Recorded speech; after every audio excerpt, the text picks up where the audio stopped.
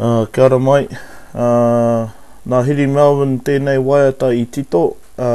Ko tōna ingoa ko Purerehua.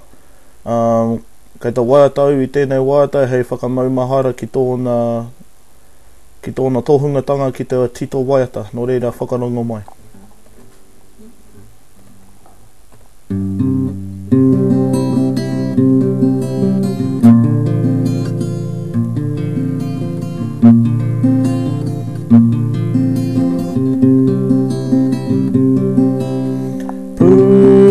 Purerehua te purerehua re wara ki rongara pipiara na hau e wha waiata te rongo pai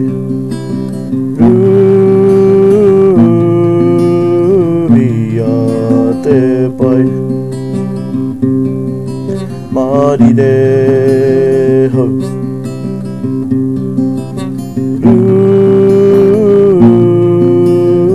ia te pai mari re hau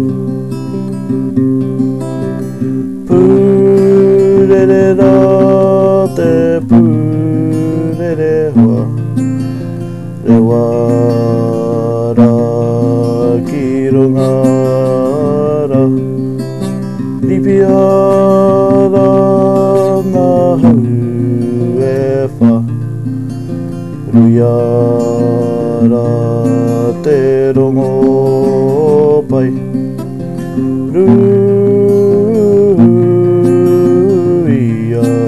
te pai mari re hau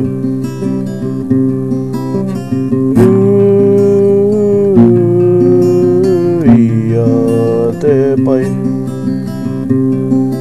mari re hau.